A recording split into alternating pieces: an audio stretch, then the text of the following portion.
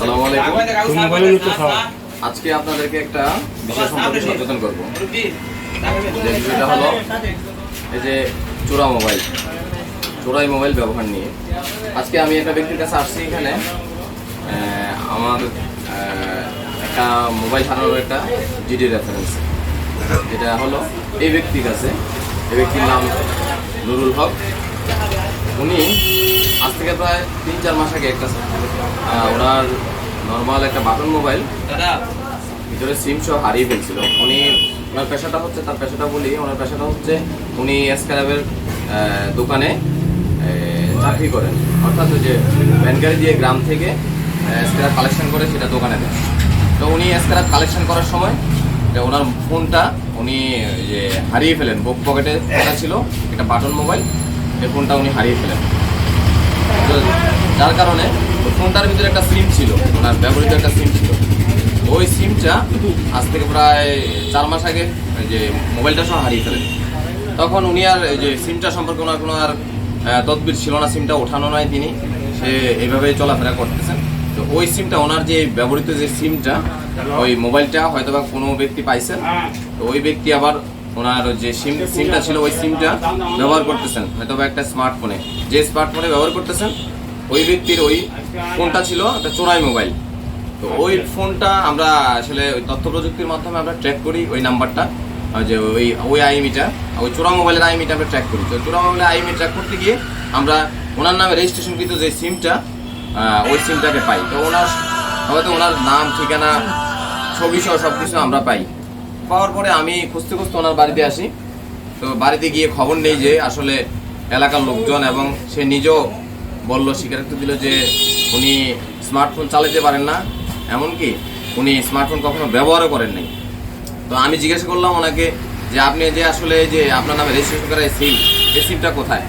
তো তখন উনি বললো আর কি বিস্তারিত যে স্যার, আমি কিছুদিন আগে আমি চাকরি করি যেখানে, ওখানে আমি ওই যে এগুলো কালেকশন করতে গিয়ে, স্ক্র্যাপ কালেকশন করতে গিয়ে আমার ফোনটা পড়ে যায় 4 মাস আগে।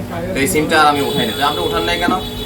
বলতেছে স্যার আমি তো জানি না এই ব্যাপারে, সিমটা কীভাবে ওঠাবো কি আসে বিষয় আমার জানা ছিল না, আমি এই সম্পর্কে একেবারে তো আপনি যেহেতু হয়তো এই সম্পর্কে আপনি অ্যালার্ট না, যে এখন তো আপনি ফেসে যাচ্ছেন এই ব্যাপারটা নিয়ে। তো এখন আর কি করবো?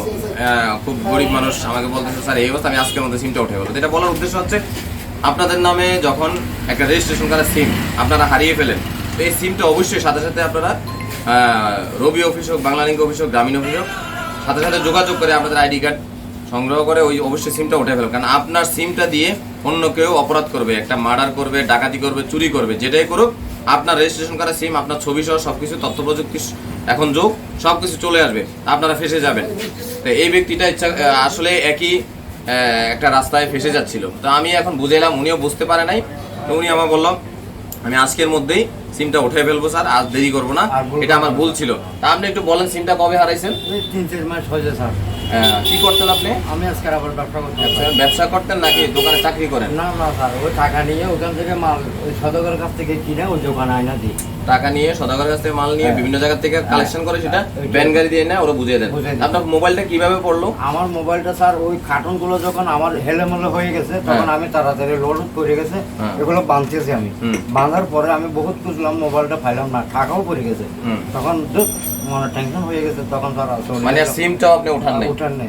মানে গুরুত্ব দেন নাই? আর এখন বুঝতে পারলাম যে এটা কি।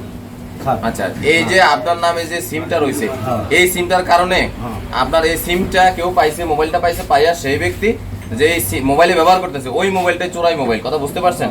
এখন আপনার যে সিমটা রয়েছে উনি কিন্তু নির্দ্বিধায় ব্যবহার করতেছে, সেটটা নির্দ্বিধায় ব্যবহার করতেছে। কারণ আমরা যখন ট্র্যাক করব ওনার কিছু আসবে না, আসবে আপনার ঠিকানা আসবে। আমার ঠিকানা লেখা আছে, আপনার ঠিকানা লেখা আছে। উনি অপরাধ করবে, ফাঁসবেন কিন্তু আপনি। উনি যদি একটা ক্রাইম করে, চুরি করে, ডাকাতি করে, যেটাই করুক, আপনি কিন্তু ফাঁসবেন। এই জিনিসটা এখানে সবাই যারা আছেন সবার একটু সচেতন হওয়ার দরকার এই জিনিসটা সম্পর্কে। আপনারা কি অবগত, বুঝতে পারছেন না ব্যাপারটা? কারণ আপনার নামে যদি কোনো সিম থাকে রেজিস্ট্রেশন করা, এই সিমটা অবশ্যই যদি হারিয়ে ফেলেন, সাথে সাথে সিমটা রবি অফিসে হোক, বাংলা লিঙ্ক অফিসে হোক, সাথে সাথে উঠে ফেলবেন আপনার আইডি কার্ড দিয়া। না হলে আপনারাই বিপদে পারবেন। এই ব্যক্তিটা না বুঝে ভুল করছে, এই ব্যক্তিটা কিন্তু গরিব মানুষ, বুঝতেও পারে না, দিনে এনে দিনে খায়। তো আমি আজকে ওনাকে বলে গেলাম যে উনি হয়তো সচেতন হইতে পারছে, উনি কিন্তু বিপদে পড়বে। উনি যদি ওই ব্যক্তি যদি একটা মার্ডার করে, তাহলে কিন্তু ওনার রেজিস্ট্রেশন করা সিম, ওনার সব তথ্য আসবে। আজকে জিনিসটা হয়তো একটা ছোট জিনিস বিদায় আমি ওনাকে বুঝিয়ে দিয়ে গেলাম জিনিসটা, ভবিষ্যৎ আর এই ভুলটা উনি করবে না। ঠিক আছে, আপনি সিমটা আজকে উঠে ফেলবেন, এখন যে উঠে ফেলবেন। ঠিক আছে, ধন্যবাদ ভাই, সবাইকে অসংখ্য ধন্যবাদ। আসসালামু আলাইকুম ওয়া রাহমাতুল্লাহ।